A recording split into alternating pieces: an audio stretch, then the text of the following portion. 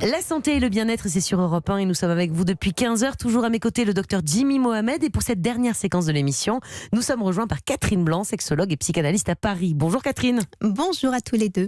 Alors aujourd'hui Catherine, on a cette question de Frédéric. Frédéric, c'est un homme, un jeune papa de 29 ans, je vous la lis. Depuis la naissance de ma fille, 18 mois aujourd'hui, ma femme n'a plus de libido. On ne fait plus beaucoup l'amour, en tout cas que tous les 2 mois. Et encore, je dois insister, elle me dit toujours, je suis fatiguée. Pensez-vous que c'est la vérité ou qu'elle n'a plus alors de désir pour moi? Catherine, l'inquiétude de Frédéric, c'est quelque chose de classique, on va dire. Il vient d'avoir un bébé, la sexualité du couple, elle est toujours un petit peu bouleversée à ce moment-là, non, après la naissance?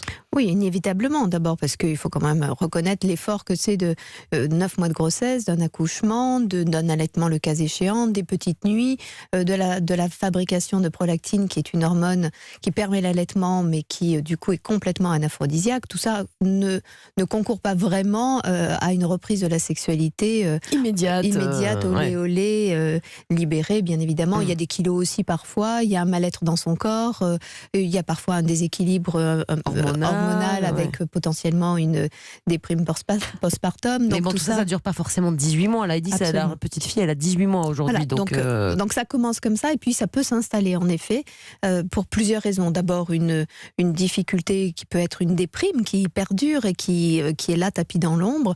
Ce peut être aussi parce que cet enfant est finalement la source de plaisir, la source de jouissance de cette femme et que du coup elle n'arrive pas à retrouver le chemin de son homme et ce qu'il peut lui apporter. Jimmy ? Alors 18 mois, ça semble quand même un petit peu long. Je sais que vous n'aimez pas trop donner des chiffres, mais en moyenne, un couple reprend une activité sexuelle au bout de combien de temps après une naissance?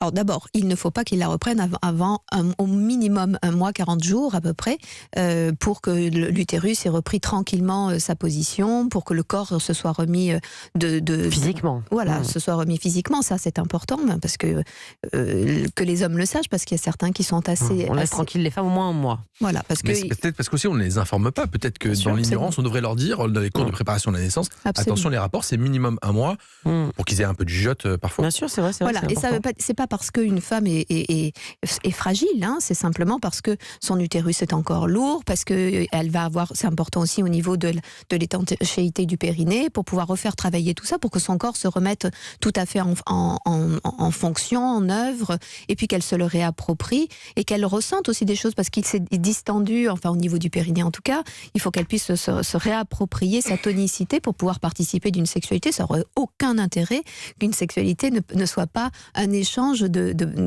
dynamisme de part et d'autre. Hein. Donc c'est pour cette raison qu'on attend tranquillement. Donc les hommes attendent un petit peu, doivent être un peu patients, au moins 1 mois, vous l'avez dit. Mais si ça leur convient pas, en tout cas que ça dure trop longtemps, est-ce qu'il faut qu'ils essayent d'en parler avec leur femme? Ou alors peut-être, puisque là la femme de Frédéric, elle dit je suis fatiguée apparemment tout le temps, est-ce que peut-être la solution c'est d'essayer de la soulager un peu avec le bébé, qu'elle soit moins fatiguée, comme ça elle n'aura pas cette excuse au moins?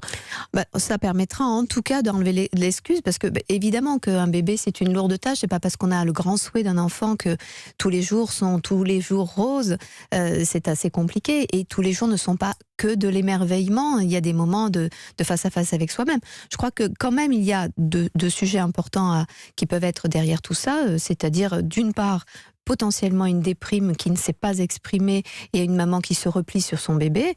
Et puis l'autre chose, c'est finalement une relation qui s'est inscrite dans le but de faire des bébés. Et dès lors que la sexualité n'a pas lieu d'être à but de procréation, elle n'a pas lieu d'être pour elle. Ce qui pose évidemment la question de sa capacité à l'érotisme de façon générale, outre dans la direction de cet homme-là. Jimmy ? Et au bout de combien de temps il faut commencer à s'inquiéter, se dire que finalement ça commence à traîner un petit peu, même si j'aime pas beaucoup. 18 mois, c'est long quand même. 18 mois, ça semble un peu excessif, non? Il aurait fallu peut-être, je sais pas, au bout de 6 mois, 1 an, commencer à en parler?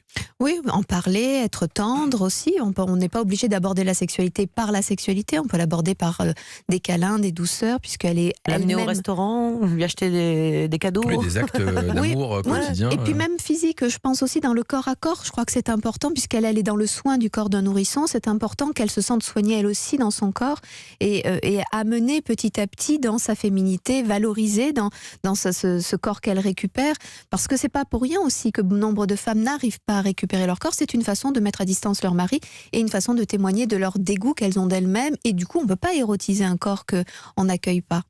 Lui dit, elle a peut-être plus de désir pour moi. Ça, c'est vrai que c'est une question que souvent les hommes se posent. Ils ont l'impression, ça y est, elle aime plus que le bébé, moi même plus. Mais c'est pas ça. Mais ça, en fait, c'est parce que l'homme, évidemment, sent très bien que ce bébé est un véritable rival. Parce que ce bébé a des besoins qui sont entendus par la mère inévitablement, à moins d'être vraiment une très mauvaise mère. Mais sinon, ils sont entendus. Et donc, du coup, l'homme est assez enclin d'imaginer que ses propres besoins doivent être également entendus au même titre que ceux de son enfant.